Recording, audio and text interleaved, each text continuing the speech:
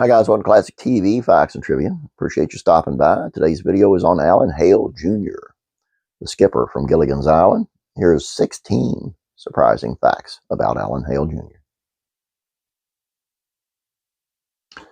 Alan Hale Jr. comes from a showbiz family. Both of Alan Hale Jr.'s parents were actors. His mother, Gretchen Hartman, was mostly a silent film star who appeared in 67 movies, as well as a stage performer. His father, Alan Hale Sr., was a character actor who has 235 films to his credit. He wanted to be a fireman. Despite his parents' vocation, Alan didn't have any interest in acting when he was very young and preparing to someday become a fireman. The brief fascination with the sciences. However, as he explained it, by the time he had turned 8, he had taken to performing. He began acting on Broadway at age 10. Things were already happening for Alan Hale Jr. by the time he was 10 and made his Broadway debut in the show Caught Wet, which could be followed by 4 more between 1934 and 40, as well as one in 1952. In between, from 1941 to 43, he had uncredited roles in several films. He had a co-starring role in It Happened on Fifth Avenue. After being featured in 1946 as It Happened on Fifth Avenue, the Valley Times of North Hollywood wrote a story about him in which they reflected on the journey he had been on. The film follows a series of minor parts, each more important than the one before.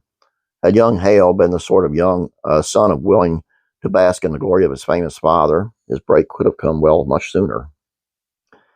He refused his father's offer of a good agent, and he even turned down help in the form of dramatic instruction. The only thing he did was retain his name, and that was his birthright. He loved performing in B movies. Lower budget and quickly produced movies were considered B movies at the time, and it was the type of film that Alan Hale Jr. enjoyed being a part of. In 1975, he remembered my grandfather had come west to stay for 2 weeks and stayed for 14 years. He told me, "You got 2 eyes and 2 ears, so use them." As a result, I cut my schooling short to go to work because I needed the experience, because in those days, there weren't as many dramatic classes. The B pictures were our training ground. They were the backbone of our business. There was nothing like the days of B pictures. Filmwork was steady for him. Alan Hale Jr. appeared in 37 movies between 1947's The Spirit of West Point and opposite Clint Eastwood in 1968 Hang 'em High.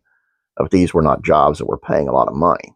As a result, he tried all kinds of things to generate cash, working as an orange grower, landlord, owner of a service station, ice cream parlor, while also investing in a used car lot and selling portable picnic tables. Selling vacuums taught him acting. He was also spending time as a vacuum cleaner salesman, which proved to be more enlightening than anyone might have expected. That was the way to really learn acting. You're meeting people every moment, and you must know how to understand them and to sell them. It's more than entertaining, it's eating money for you. I sold these vacuum cleaners for over 3 years, and I don't regret a minute of it. In the 1950s, he was drawn to television.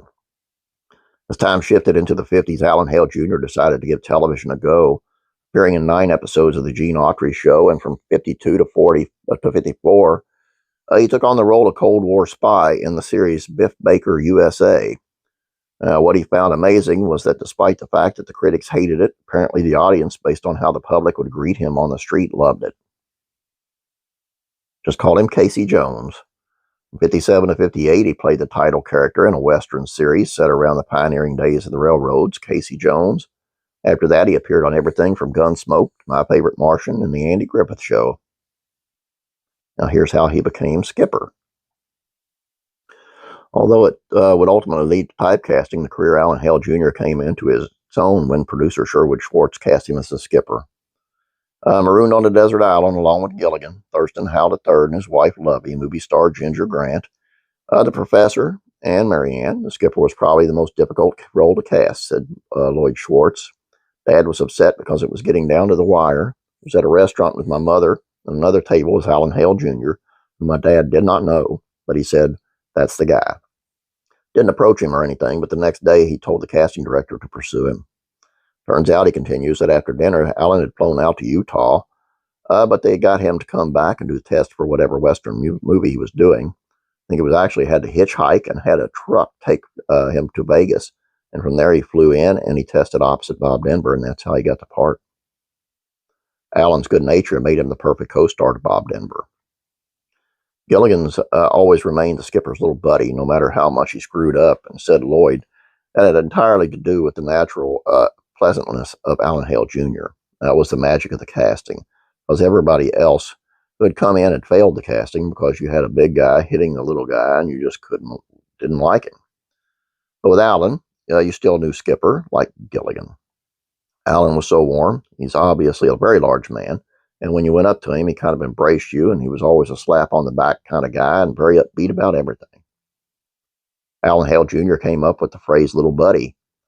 What was interesting is that Alan Hale, referring to Gilligan as little buddy, actually came from the actor. I saw him guest starring on the Andy Griffith Show, said Schwartz, where he called Don Knotts little buddy.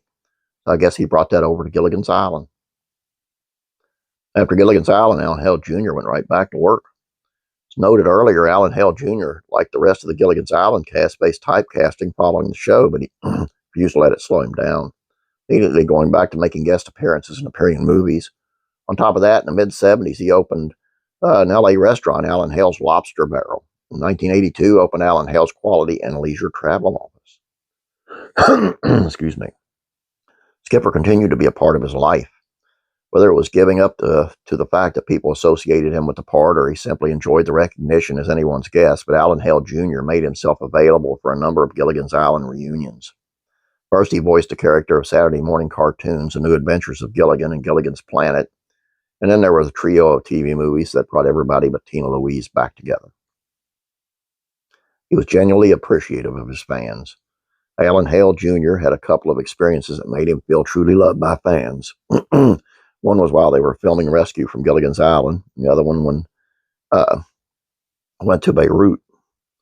In 1978, he related, we was shot on location in Pasadena and Marina del Rey instead of Honolulu. When we filmed the rescue with the 3 huts being towed into the marina, I think a lot of people couldn't believe their eyes. That's the whole fun of this thing. I know we aren't going to the Kansas Film Festival, but it was such fun. The license we took, the pure nonsense. We're all sentimental slobs, and the show became such a personal thing. A few years earlier, he had taken a trip around the world. When they arrived in Beirut, a young soldier came to the ramp. He took one look at me and explained and said, "Skipper, do not come ashore. I'm always astounded by the instant recognition a long way from home. Japan, Germany, Spain. I was among 100 people who took a lovely trip up the Rhine River. Before it was over, I was holding a press conference in the fantail of the boat.